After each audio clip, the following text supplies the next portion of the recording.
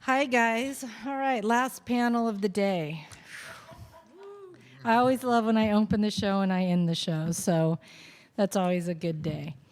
It's been a great show, so first of all, thank you, everyone, if I haven't said that enough, for coming and supporting and all that.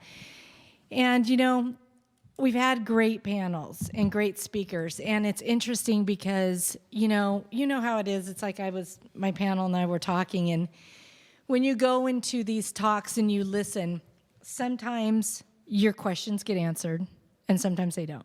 You listen to what the person up there thinks you want to know and assumes that you want to know and hopes to give you the information you want to know, but they don't always know what you want to know. So in this panel, I try to always do the same thing, and it kind of drives my panels crazy because I don't let them prepare. So they say, okay, you know, all the panels, we all get together about 2 weeks before the show, and the moderator organizes what's going to be discussed and this and that. And so I tell my panel, okay, you guys just show up. I'll see you there. And I do that because I want to answer your questions. I want to help you guys. You guys have specific issues that you are facing with your CBD companies or products or services or whatever. And I want to answer those problems or those issues. I want to talk about them. I want to discuss them. I want to help you specifically. So this is more of a Q&A session. If you guys get shy, I'll step in and get you rolling and get going. But most of the time, they're great conversations, which is exactly what I want this to be, a conversation between these professionals and experts in their industry with you guys back and forth. So we're going to give our mic runner a good run for her money here, hopefully. So having said that, you know, marketing CBD is not easy. You know, I've had Mace Media Group for 11 years. Prior to that, I owned a marketing firm that mainly dealt with law firms and hair salons. I did the marketing for all the Supercuts, hair salons, and that sort of thing in my previous life. And then when I was diagnosed with MS, everything changed. And so I was thrown into this industry that I now had to learn in a health and wellness meaning and be able to market products and things that all I knew was that it helped me. Now I had to figure out how to get people to understand, to give it a try and see if it could help them. And, you know, when I started doing that 10 years ago, it was the same question over and over. Will I get high? So we got past that and tried to put out as much education as we could on that. And so here we are today in a much different ballpark. But, you know, we're each facing our own issues. We still have issues banking.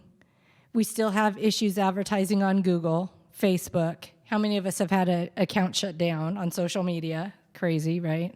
It's always get up and see, oh, do I have an account still or no? It's always a fun, game to play. And so there's a lot of issues that we face. You know, content, SEO. Should I be spending money on, an SEO company, or should I be trying to put out articles? And doing organic SEO that way? Or do I need to do both? What are the tricks to staying on social media and not getting shut down? Or, what are the tricks to get a post that'll get you 50 followers, from one post? So I want to answer all those kind of questions for you, real world stuff we're all dealing with.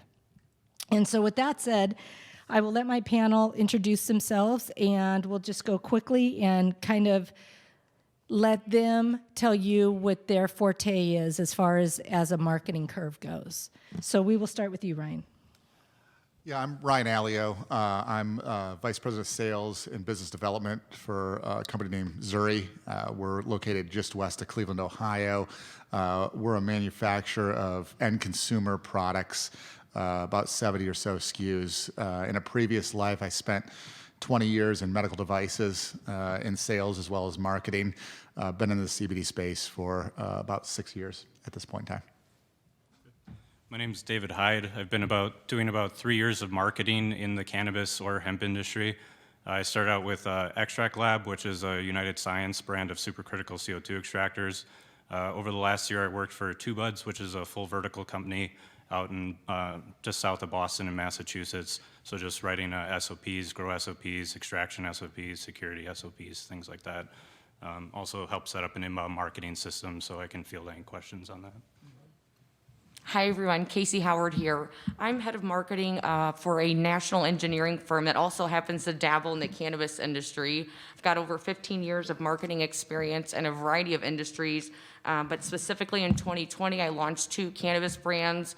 One is a line of extraction and processing equipment, and the other is our turnkey design-build facility construction company. So both B2B, but we're actually entering the consumer space. We've got a processing license in Missouri, so we're going to be looking at building out some new brands for some infused products and having fun on that journey this year.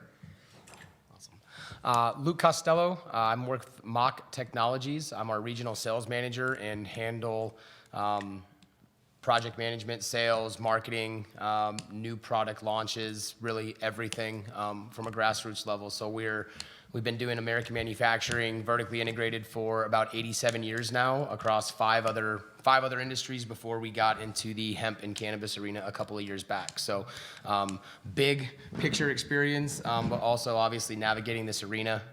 We operate like a small business just like everyone else. So my background is 15 years deep in sales, small companies, big companies, little bit of structure, no structure. I've kind of seen it all. So sales is my background though, primarily. Awesome. Okay, who's going to start us off? What questions do we have out there? Marketing challenges. All right. And you guys, if you could just give the mic runner a second because of recording. That way it goes into the feed a lot easier. Okay. All right. So I heard sales a few times, and that's a wonderful thing, something I'm lacking. I grew last year in Indianapolis and, seed the soil partner with a subcritical CO2 guy to come, deliver a product. So now I've got inventory. Now I need to start to monetize that. And what is the best way that you found to get into retail stores? And what is some of maybe your pricing strategies to deliver margins to your retailers and potential salespeople? What are some of the hurdles? What have you done? How have you strategized your pricing? And the other one is, we'll start with that one. How's that? Okay. Just to speak real high level, and I'll let someone else jump in on margins of CBD specific products and how you might have had success in that specific manner. Just talking kind of high level, in sales in general, as you're building your brand, understanding where your product differentiates itself from what they either do or do not have in their store today on one level or another, and finding your niche and how your product is going to fill that niche for them. So, I am all about getting eyes on my product as easy as that can happen to my potential customers, whether that's me going to them. Personally, if you're talking about getting product in stores, I'm a door knocker at heart. That's how I started my career over 15 years ago. So I'm happy to go straight to any of my buyers at any time with samples, with anything along those lines. I've heard have a ton of success. Giving your potential clients the opportunity to see your product close or afar. So we talk and will talk a lot about content distribution, putting that together, describing and being able to show how your product fills a need in the market. And I think that's the question you have to answer internally first, understanding how your product fits, and then you can go about how to deliver that message to those individual people to build your value at that point. But You hit the second part of the question was how are you differentiating yourselves? We've got all these people, right, trying to get into stores like, well, I already got 4 brands, right. Okay, well, so how do you differentiate yourselves? Have you gone out and looked to see what competitive products are in the markets you're trying to enter? Yes. I mean, I would literally sit down and make a spreadsheet and say, these are my top competitors. This is what their key selling features or selling points are. And then look for a gap and see how you can fill a void. Or if you know you do something better than somebody else and you want to really like drive the nail in the coffin on that particular thing just because that's your bread and butter or that's what's great about your product, then you can go all in on that particular thing. I think you could come at it from different ways. It's like, am I filling a void or am I just the best because I'm the best? And you went down and you made a very interesting point, and a point that gets made a lot when new companies are trying to come and figure out how their product is going to be introduced to market. You were talking about what's the feature, how do I differentiate, right? And when you're talking about a product and you're talking about features and benefits of a product, a lot of times that's going to lead you to the other thing that you mixed in there, which was cost, and how are you competitive, and are you differentiating through cost, which typically comes back to a feature benefit question. In other words, if you aren't identifying your differentiators as a company, as a brand, as a culture, what your product means, or all these different things that can go about it, you can either build your value proposition around who you are as a company, what you're adding, that can be your differentiator, or it can be how you're formulating your product. You have to be able to identify it, but you don't always want to go back to the cost. That's not always the best route. It's the easiest route because you can look on the shelves and go, well, this product is 20 bucks a gram. Shoot, if I come in at 18 a gram, why would you not take it, right? And it's kind of a scary slope to start playing with yourself, because then there's going to be someone come in and start selling it for 17 and then 16 and then 15. So if you're able to, it's not an easy question. It stinks that we can't sit up here and tell you, this is how you differentiate your brand, but it's asking the right critical questions so you can evaluate what your product looks like, so then you can understand how to introduce it to market. And then hopefully it's not always coming back to a cost question. I'm dying to get in here and just give you some actionable advice right now. So partnering with a CO2 company like you have, you'd want to vet them a little better in the future and just make sure that they already have distribution set up. So you got to ask those questions: where is this going? How much is it going to go out for? Some companies will provide that type of guidance to you, so picking the right one is important. Since you are a producer, you have the ability to kind of pivot and go whatever direction you want. But I would suggest, if you are local, finding local shops with people that you know would already be using these products, because they already have a consumer base. And what you're talking about right now, that barrier to entry, is who am I going to sell all this product to? So whether it's a yoga shop or a fitness place, there's all sorts of supplement stores. Getting in front of those customers, introducing yourself, not necessarily with my stuff I'm here to solicit, having a conversation with them, how did they get into it, just getting on a first name basis, and then, by the way, this is my entire spiel. That's kind of how I would approach it from your standpoint. And then as far as just pricing, the pricing, it's going to come down to grunt work. Like she said, I would make a spreadsheet. I would look at competitors, what product they're offering, what size, what milligrams are in it, and then you need to break down what is the price per milligram of CBD in this product, what other ingredients do I need to make it, and that's kind of how you're going to determine what your overhead is. So those are very important steps that you just can't skip. I grew up, my mother had a bagel shop, and I remember sitting in the car with her. She would sit outside of all these different bagel shops for about an hour and a half, 2 hours, just watching what the customers came in and out with. So there's no substitute for doing that own research yourself and just having the answer to those questions. So. Who is your target retailer, would you say? Well, this is where I'm at in my phase, right? Yeah, sure. What I feel like I should have done is starting to have an exit first, work on that distribution channel, then grow and then fulfill it, But I'm like, hey, it's farm season, time to go plant seeds. Sure. So I got stuck in this time frame, and I didn't do all my due diligence starting a company. But I've got a few different target markets. I think the people that can really benefit from chronic pain, joints, inflammation, arthritis, this sort of thing, is probably the older population. Sure. Which, I work pretty extensively nationwide through the nursing homes and this sort of activity, and which is the wrong client. Never mind.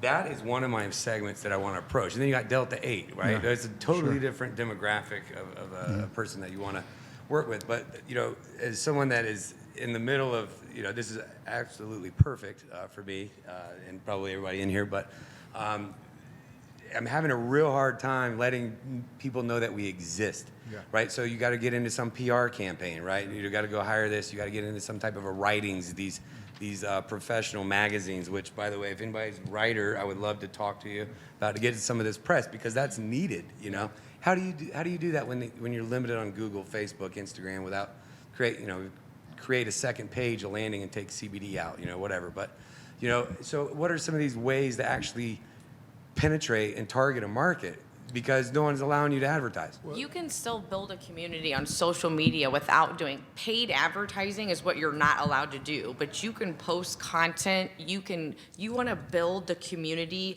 that you want your brand to embody. You own that. You want to start to create an emotional connection with the people that are going to buy your products, and you're going to do that through the content you share. And it's important to think about what you want your brand to represent, and then put yourself out there as a thought leader for those particular topics that are relevant. You want them to come to you and look to you as a leader in the space, as somebody that can provide that information that they're looking for. Yeah, no, if you're going after retailers, and how do you get distribution into retailers, and I think that might be where you first started the question, and the reason why I wanted to ask where your target is we ran into Zuri. We ran into that same issue because we manufacture over 70 SKUs out of our facility, which is a double-edged sword in many different ways. Part of the challenge with that is you can't present your entire book of business to everybody. So one of the things that we came up with, and what I've realized in trying to get distribution throughout the U.S., is you got to make it extremely simple for the retailer. Part of the problem when I talk to retailers is it takes a lot of bandwidth for them to go sell your product, right? And they're not seeing the turn that they would like out of the product. And on top of it, if you have multiple different SKUs, they don't even know what SKUs are right for their consumers. They're looking at you to identify what is right for their particular business. So a couple things that we did is we really built out our marketing materials to help support retailers from an education perspective based off of the SKUs that they were going to carry of ours, all the way down to what is the endocannabinoid difference between CBD and marijuana. I'm not telling you anything that you don't already know right now. Another thing that we did, and this hits on Luke's point a little bit from a pricing perspective, and you don't want to win off a price because you end up losing off a price long term, is we built starter kits for our retailers, starter kits that were, when we had a sales representative go into a retailer and we had a specific starter kit for a specific retailer, there was different pricing tiers for a starter kit, but they got this number of SKUs, right? And this many units per SKU, comes in an acrylic box. They get this amount of marketing material with it. It's targeted for that particular consumer. And that way we can market it as, hey, you spend $250 wholesale for these products. And that way we could discount the entire starter kit without discounting the individual units of the product, and then we would resell them the wholesale individual units to restock them at a higher price point individually. But we were able to increase their margins right off the bat off an entire starter kit without bastardizing our current wholesale products either. So we'd have a $250 starter kit to make it very reasonable for them, and we'd have all this on paper that would turn around and they could retail that entire starter kit at $12.50, so they're seeing those big numbers there, right? And we'd go low on the starter kit just to get into that retailer. Well, yeah, we would have them sign a contract, to make sure. But then they'd go back to their normal wholesale price points after that initial starter kit, because now we're shipping to them onesie twosie, or however your minimum order quantity, your MOQs are for that particular retailer. The starter kits were very helpful to our sales reps that were representing the product, because it made it easier on them, saying, okay, I'm going into a salon spa, and this are the products for the salon spa, and this is starter kit at an entry-level price point. We had a medium price point, and we had a larger price point depending upon what they want. But then you're building out a big margin number at that point in time that really hits them between the eyeballs. And you're not talking about individual units, and you're making it easy for them to bring the product and know what they need, as well as the marketing material to move forward. That's a good point. And I can tell you, Ryan, we've been working with Zuri for a long time, as in our magazines and exhibitor and things like that, and they came on quickly and built very fast, and retained a good product. So I think that I would listen to him. Is what I'm saying. He probably has some good tips. But the other thing that Can I record that for my wife, please? No, I'll deny it. So the other thing the only last thing that I'll add to that, and then we'll move on to another question, is the reality, the truth is there's no fast way. And that, unfortunately, I'm like an absolute no bullshit person. And the truth is there is no fast track. And how do people get to know about you and know you? One by one, by one, by one. And if you get lucky, it'll be 2 by 1 with word of mouth, and then maybe 3 by 1 with word of mouth, and 4 by 1 with word of mouth. And because those are the ones that stick, is the word of mouth. And so it's a grind. It is a grind, but it's something that you have to wake up every day and do, and you'll get there. And you'll get there, and before you know it, you're larger than you think you would be, but it is never with no work. And, it's just a 1 by 1. And one of the most important things is to keep your credibility and your integrity. And that's when the word of mouth comes. And that's when the multipliers come. And that is really the best, it's not great news, but it's good news. And that there is a way to get there. And, several of us have. It's funny because, Luke, I'll see the things that he does on a daily basis sometimes, and it's just he is grinding and he is clawing 1 by 1 by 1 to get the next mock client, and it's just how you do it. And then in this industry, everybody thinks you're flaky to begin with, and even if you're not, it's like, oh shit, I'm not one of them, but damn, you think I am because everybody else is. And so literally it's a grind. And when you find something that works, stick with it, multiply it, and, unfortunately that's the reality, but, it can be done. Just keep doing your thing. And you know what? And even when you have to stop doing that thing to go plant your seeds are what makes that thing, work. So. And Celeste, if I could add one more thing to that, and then I'll shut up, is you mentioned the grind and going 1 by 1. One way to help yourself a little bit and not have to go 1 by 1 is obviously make your own retailers advocates for you. So one thing that has been very successful for us, and it's a challenge in order to do that, is we set up an affiliate program with our retailers where if they refer another retailer to us, right, which they're willing to do if you incentivize them enough.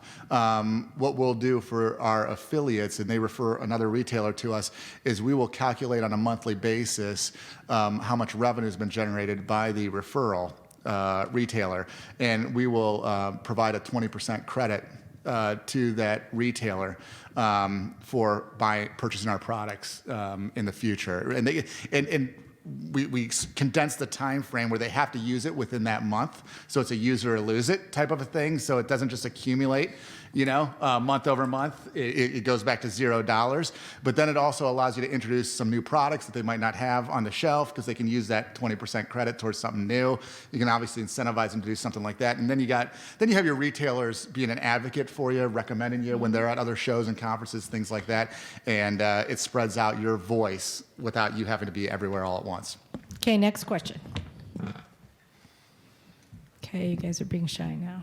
Okay, well, I have one. So, as far as SEO goes, that seems to be a big topic in a lot of questions that I get. We all get the emails that say, be number 1 on Google, be on the first page of Google, be number 1 for $29.99.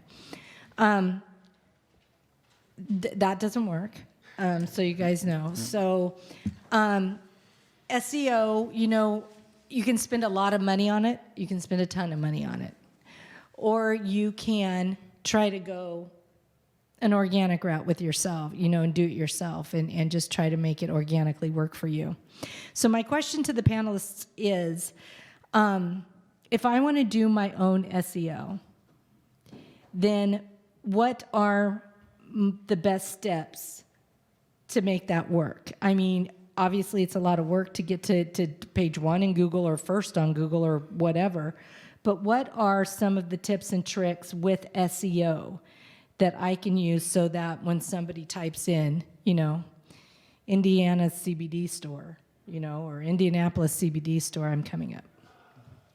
Adding new content to your website regularly makes a big difference. And I want to make a clarification here. Search engine optimization is different than search engine marketing, right? I mean, I think people hear SEO and immediately they think about bidding on keywords to get on the top of the SERP, the search engine results page for Google. But that's more of the search engine marketing versus SEO is where you're optimizing your website, you're optimizing your content, every blog post, every social media post, and utilizing those Casey, what does keywords. optimizing mean? What do I do to optimize? Optimizing is basically you're constantly looking at what changes are occurring. So whether you're using like a SEO auditing tool to see if your competitors changed what keywords are using this week versus last week, you're basically looking to update that and make sure that you're always reaching as many people as possible. Optimization can also be if you pay a firm, say you don't have tags on your photos that represent what the photo is of. Those are things that they're going to help you just make sure that your tags line up with the picture of the image, that the image lines up with the content, and then also the keywords that you're using for the actual articles itself. Even the organization of your content on your website and the site map that that lives behind the scenes on your website makes a difference. If it's too hard for Google to crawl your website and find the information that that person is searching for, you're going to get a low score. So I think understanding how Google ranks your website is a really good first thing to do. Google that. Yep. And then, and quite honestly, like a lot of it is kind of secretive. It's not all posted out there publicly. I think there's a lot of people that have theories and it also changes, right? It's every year is different. So one of the things that you can search for in order to find what you should be using as SEO terms is like 2021 CBD strategies. And you'll find any number of marketing companies which have basically roadmaps, and they'll talk about what trends were last year, what trends are going to be occurring this year, whether it's social media influencers, which some of you know. You don't want to spend a whole bunch of money on an influencer. It's actually better to get someone who is more organic and convert people on a smaller basis. Those are actually the people who make sales in the social media influencer realm. But in addition to that, what Casey here is speaking on is a roadmap. You need to have a comprehensive where am I going? And this ties into the customer's journey. So when it comes to SEO terms, and you were mentioning like a local Indianapolis thing, you want to right now really optimize the near me search. Dispensary near me, CBD shop near me, CBD oil near me. You need to basically make a list of anything that someone would say or type into their phone, and you need to just keep that list running. And you're going to be going between these keywords. Sometimes you can use certain analytical tools to track, like Bitly is one. You can type a hyperlink into your post and then track what the engagement is. And if you see, oh, this post did really well, you're going to want to try to recreate that type of content again and just kind of move in that direction. So it's a lot of trial and error if you're going to do it yourself. If you are going to like look for one of these companies which offers it, you really need to vet. You need to say, who are your customers? Let me see your work. And you just have to do the work yourself, and you got to do the diligence and just kind of look at these what they offer and what their actual customers are putting out there, because sometimes they're just simply making these cookie cutter posts across the board, and you don't want to get caught up paying for that, and it's really not going to help you get to where you want to go.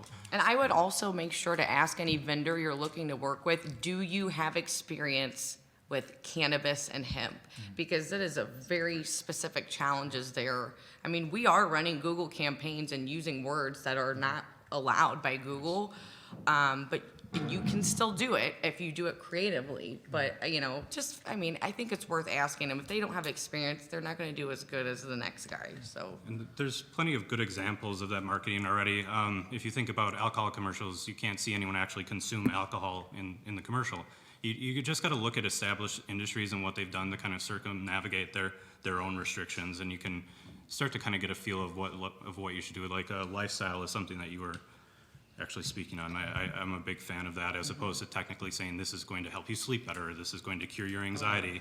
It's better to just be like, this is going to energize you, this is going to keep you upbeat or something. Just really, generic sort of terms like that up until everything does get, sorted out. And if you're local, you guys, if you're talking about a local product, Google Places is so important. So important. And all you do is you fill out that form that they have online. You fill out the information, and Because when you Google something, that's what comes up on the side. You know what I mean? All the local places, or it could be over here, or whatever. So it's really important to make sure you fill out that form if you're a local company, and that's actually where the near me draws from as well. So make sure that you do that. And then, with the Google, and I think what Casey was saying too, is that the crawler, with the way it works, the automation on Google, is it'll go through your website and it'll look for, what's new, that type of thing. If it doesn't see anything new, it's going to say, okay, I'll come back 2 weeks from now and see if there's anything new, meaning content. Comes back 2 weeks from now, oh, there's something new. So I'm going to come back a week from now, see if there's something new again. Comes back, oh, there's something new. I'm going to come back a week from now. But if it comes back and it says, oh, there's nothing new here, I'm going to come back 3 weeks from now, see if there's something new. Nothing new there. Okay, I'm going to come back 60 days from now, see if there's something new, nothing new there. Oh, we'll try 180 days, see if there's something new, nothing new there, which is where the content is so important, to continue to put new content up, because that's the way this organic SEO thing works. If you constantly have updated and new content and things like that, then that crawler comes back much more often, which ranks your website. I'm just adding one thing on the crawler. Being up to date on what it's actually looking for. So like 2 years ago when I was doing this every day, 500-word articles were what you wanted. You wanted to have the keyword appear at least a dozen times, and it had to appear in the, spacing on the name, but on one of the meta tags and on the actual little description that you had. Learning that back-end stuff on WordPress is something you can absolutely do yourself just by simply watching one of their 1-hour tutorials. Mm-hmm. And then you're just basically going to be setting down like maybe an hour every day to just kind of looking at this stuff, making sure that it's performing properly, and just kind of getting into the habit of, this is my key phrase that I'm going to write this blog article around, and then kind of adding the meat to it around those things. So whenever I used to do blog writing, I always just started, this is going to be the keyword, it's going to be in this title, and I would kind of like work backwards like that, and then kind of the content would be the filler. So that would be my advice to anyone that is just starting to do this right now. So you said it was 500 words previously. Is that evolved to 900, or is it going down? So it's actually 1,500 to 3,000 words are what the kind of posts. So right now, Google wants to see long posts with legitimate backlinks. So you want to have a reference section that's going to something that you specifically talk about, and that it is going to that, so that it's not considered clickbait or anything. So it would be 1,500 to 3,000 words, like more informative posts are what's kind of trending this year and what will get you higher up on that. But again, having realistic expectations, like you're not going to come into this industry and compete with someone like 3Shy or 3Chai. And that, again, having sponsorships is one thing that a lot of companies kind of overlook, whether it's a tote bag or whether it's an after party. People do talk about that stuff, and it does get your name out there, especially if you're a newer company. So if you have that kind of marketing budget, that's a good way to start. You were mentioning before ailments and things like that. A good tool for anyone here to look up is GrantStation. GrantStation allows you to basically look at any nonprofit organization. So if you're working with people that have disabilities, whether it's amputees or anything like that, you can find organizations near you with these search filters, and you can actually reach out to them. A lot of them do have benefits or certain events and things like that, and it doesn't cost very much to be a part of that and actually be introduced to people like local law enforcement, leaders in the community, and just kind of meet and greet and get to know them. And you never know what networking opportunities will come out of something like that. And also, they're putting ads and stuff out there for these events, and it's just a good cross promotion. So. Before I forget, Demand Jump is a really cool, newer to the scene, I think, tech company that will help you. You tell them what industry you're in, or you give them a couple of keywords, or you can give them a list of your competitors, and then they'll come back and not only show you where your competitors are ranking, but what words are they ranking for. So like, is mock ranking, if I type in ethanol extraction, who's ranking? And then from the data that they're able to pull, they will deliver to you a beautiful outline of actual suggested topics that you should write content on that will satisfy the keywords that they're seeing rank. It's not a lot. I think it's like $100 a month. And I want to say these guys might be headquartered in Indiana. I'll have to double check, but Demand Jump, look them up. I think it's I really like their offering. It's a little bit new and different than from some of the other SEO products I've seen on the market. Yeah, that's good. Okay, any other questions? Come on, you guys, I know you, yes, ooh, two, we're on a roll. Grant Station, Grant. Yeah. Grant, oh yeah. I Grant looked that up. I Station. haven't heard of that one either. It's a very nice organizational tool to just find local charities and nonprofits near you. And a lot of them are looking to work with other people. So one of the things for SEO is backlinking. If you could appear on, say, when I was working at Namaji, we worked with Ladder of Hope. And they're basically, they worked with social workers to find people apartments, places to live, clean them up, and got them jobs. So we spent $5,000, we got a table, got to meet basically a senator from Minnesota, and it's just a very good way to just kind of get that message out there, to network with them, and we're actually featured. So, people click on that link, it builds your credibility when someone other than you or outside of your network is referencing or linking to your site. So it's just a very legitimate way of Okay, You talking about yourself is good, others talking about you is better. that's exactly. Okay, next question. All right, hi. Just quickly, I'm getting kind of excited, probably a bit more excited than most people in this room hearing you talk about writing. I'm a 25-year English educator who is now stepping over into cannabis education world. Part of my goal is to kind of groom younger writers within my community to be able to move this type of writing forward. And so I'm wondering, like I heard in the beginning, 500 words, and that was kind of what I was focusing on in the beginning when I started my journey. I find myself writing a whole lot more than that. So to hear you say 1,500 to 3,000, so now I'm starting to begin to think that maybe in the future, that those are exactly the type of reading and writing materials that are probably going to have to assist, especially the new people who are coming into the business, but even those who are existing, that you're going to need that type of writing to come alongside your product to, I guess, what am I trying to say, to support its legitimacy? Because it seems like the writing is getting longer and longer, and people are wanting to know more of that research-based information. It's small to us, but research information is super huge. But to say to somebody, 3,000 word page article, they may get a little scared about that now, but I'm thinking in the future that's going to be absolutely necessary for people to really get it the way they need to get it. 100%. I think this industry as a whole is eager for more education, and I think that having more people that are willing to put good information out into the community to help the community as a whole, versus I think we've seen a lot on the in the hemp arena and in the cannabis world as both industries continue to evolve. But you get a lot of people that knew what they were doing and they kept the information to themselves, and they wanted to maximize their experience for themselves, which there's nothing necessarily wrong with that at all. But the industry needs more educators, better educators that can speak in a way that the public can understand it and can bridge that gap, because I think so many people come into this space with a different expectation than what they actually find when they get here. And I think that's due to a real lack of education, a lack of good content and good education and good people that know both sides of that fence. They know the hemp arena at every level, and they also have the ability to communicate that to people that have no idea whatsoever. So that's great to hear, and I can tell you that I'm excited. We invest heavily into education to the community because it's important for people to make good decisions, and they can only do that if they're educated. So thank you, appreciate it. I also think it's important to know your audience as well. Do I use all these big scientific words, or do I need to maybe dumb it down a little bit too? And so always write for your audience. I think it's just a good general rule of thumb. Okay, we're going to move a little bit quicker. We have a couple questions before we end. Go ahead. Hey guys, I'm Rich. I'm a brand marketer and head of sales for a CBD company down in Louisville.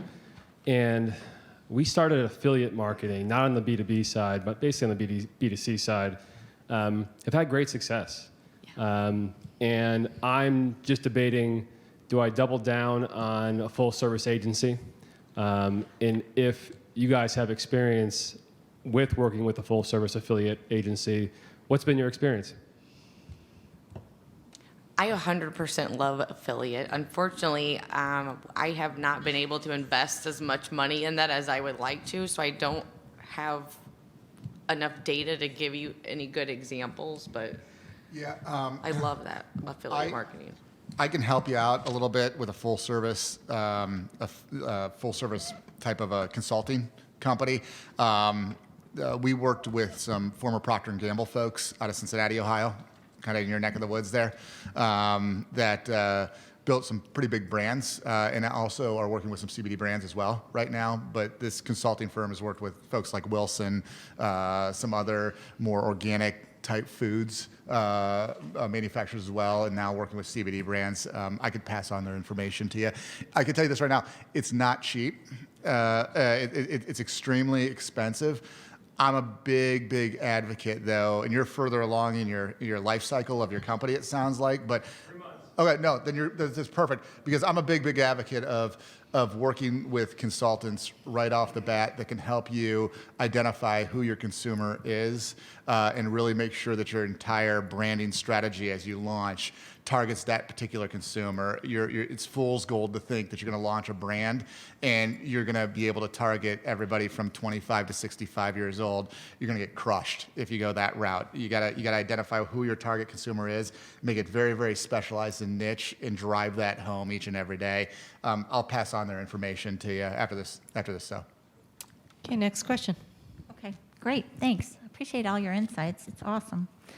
The challenge I'm having is with the 1,500 to 3,000 words, and the balance between the reason to have it for Google search versus consumable information. And maybe you can give us some insight into maybe Instagram and Facebook. And then, honestly, I just think 1,500 to 3,000 words. I'm not going to read it. I just curious. Oh, yeah, okay. So the reason for that is, as everyone knows, there's been fake news and all the other things going on. So they are looking for more legitimate sources that can actually shed light, because with the 500-word thing, what happened was a lot of sites were creating clickbait. So it's really easy to just throw any 500 words together, have links that go to whatever random stuff, and then people will just put that out as their content and update it every day, and it looks like a legitimate business. But what they're doing right now is really just looking for legitimate posts and legitimate information, and they're putting that up to the top. As far as Facebook and Instagram, I'm sorry, I didn't catch the... Of how to use that to do shorter content. Oh, to do shorter content. You should, so you obviously shouldn't be, you can distill points from a blog, but you should really only be blogging like maybe once a week. Having other, like whether it's events that you're going to be at or just finding other things to talk about, as opposed to just always putting out the same message about your company over and over again. Yeah, I always like to say, and I don't know if this ratio is applicable, but think of like a 60-40 rule. You want to mix your messaging. You needs to be a mix of lifestyle content and things that are relevant to your consumer and to your audience. That has nothing to do with your company. You're not pushing product. You're not selling. So there's you want to have. I always err on the side of more of that lifestyle educational content versus constantly pushing and selling. And it's more of that soft sell where you're educating or getting them excited about some of the fun things you're sharing. And then, oh, by the way, maybe I end up on your website and now I start learning about what you really do. But I think B2B and B2C also are different. And sometimes I get a little more focused on B2B. Another thing too is that I can't stress enough the importance, if you're talking about social media, of hashtags. Your hashtags are what brings in all of your exposure on social. LinkedIn, Instagram are the big ones for our industry. Don't waste your time on Twitter. We've done it. I've done it with 60-some clients in 6 different countries. Don't waste your time on Twitter. Facebook, 50-50.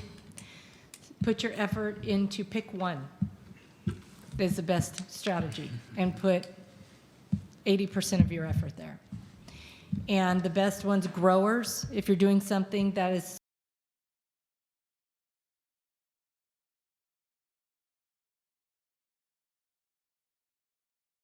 really massage your LinkedIn accounts. And on all of those, use hashtags that are going to bring you exposure to the industry you want to see you. So if you have a tincture for sleep that is helping with sleep or inducing sleep, hashtag sleep science, sleep, napping, calm, rest, that type of thing. Think out of the box like that. The other thing with the articles, I get what you're saying about long and short, because I won't sit there and read a long one either. I won't sit there and listen to an hour podcast at the gym, but I'll listen to 2 10-minute ones or 3 10-minute ones. Same thing with reading. So mix it up, because what I find is this. I own Terpenes and Testing magazine. Terpenes and Testing is a very popular website, okay? And when you go on there, we receive over 1 million views a month, okay? But we've been also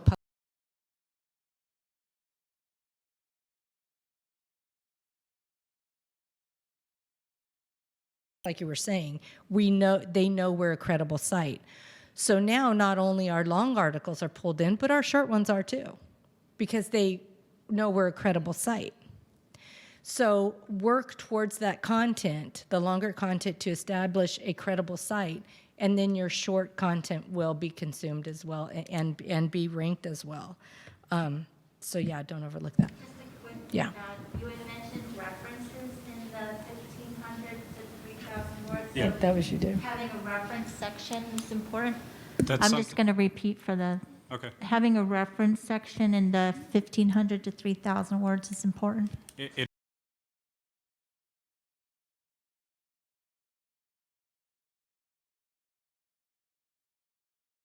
This is pretty much how you get a job in writing what are they, infomercials, paid advertisements, things like that. But creating organic content and sharing it is the way to go. I'm sorry, I forgot. I spaced already. What? Would it be APA reference? APA is also another one. If it's going to be consumed if you're doing like press release services, which some companies do choose to pay for a press release. They have like a new product and they try to get it circulated by local. It does need to be APA, and there are specific formats that if you work with one of those companies, they'll give you guidelines. And the other one, I'm not familiar with. MLA is like literature reviews in college, like basic essays and things. All right, real quick before we end, I'm going to go down my panel, and I want you to see, this is the part they hate. I'm gonna ask you guys to give one marketing tip to CBD companies. If you could give anything out of all your experience, give the audience one tip or trick that will help them the most. I'll go first so they don't take mine. I would say, if you are the face of your company and you are the marketer, you are the brander, build your company, your brand around you. That is the easiest way to promote a product and to show that it is. This is all assuming that you are a good, decent, honest human being. But, if you build your brand around you as an individual and you promote that, your brand comes along with it. The products come along with it. The services come along with it. That goes to the content creation and posting about working out in the morning. Celeste will probably laugh because I post, my lifestyle is half of what I promote out into the world. The other half are events and equipment. So, but it allows an avenue for your product to come with you, and people aren't seeing your product and your company. Content looks different to a lot of different people. You can create a lot of different content. It might not, you mentioned, I'm not reading 3,000 words. He might love 3,000 word articles. You might hate them. But we have to decide, when are we gonna create, what are we not gonna do? Do it all, but just understand, personally for me, I like to build my company and my equipment and my services around me as an individual. It makes it easier for me to promote. I'm not just promoting me working out and working hard and sharpening my iron, right? I'm promoting mock, getting better, being the standard, setting the tone. So that's a little different way of looking at it, but I've invested heavily into building my personal brand with my, call it corporate brand. So they go hand in hand. Casey. I always like to think about solving the needs of my customer. So I just think in solutions. So everything you're doing, you want to be solving a challenge. I'm solving a pain point. I'm solving an ailment. It doesn't always have to be physical, but I just like to think in solutions because you want them to come to you to solve whatever they need, whether it's your product or, So I like to think in very important. solutions, yeah. David. I think the most important thing is to be continuously building on and honing your skills, whether it's a research skill or your ability to network and communicate. I think that those are the things that are really going to make you successful in this industry. Just being able to read and internalize this is what people are looking for and to actually work off of that, that's probably the most important thing. Also, just vetting the people that you're going to work with. Really just ask those questions. Don't ever rush into any relationship with these companies. Just really find out what are they going to do for you, how is it different from their competitors. Just the same way that you would like buy a car or a house, you need to put that sort of that sort of vetting into who you're going to work with in this industry. And I'll talk specifically about launching a brand initially, and you know, pay for data, look at data. Since the pandemic has hit, I think I purchased data the other day that Gen Z and Millennials are 50% more likely to be engaged in CBD products, which is a huge uptick, providing a whole new market for us coming out on the back end of this. A much younger consumer base, not that we need to go that route, but understand the data and collect consumer data of where your product fits, and do that and spend more time, 2 to 3 times more time than you think you're going to need to spend. Spend it on those initial brainstorming meetings, those initial consulting meetings, to make sure that as you build your brand, you're moving in the right direction, because you can waste a whole lot of time and money going down a pathway that isn't actually connecting with the consumer that you think you're connecting with. Okay, I am going to say to attend more CBD expos. So, you guys, that makes it a wrap for this one. We have enjoyed our time in Indy. Thank you for hosting us. Thank you for welcoming us. We have a plane to catch. That's a wrap. And my panelists are available for any chit chat you want to do now. Thanks, guys.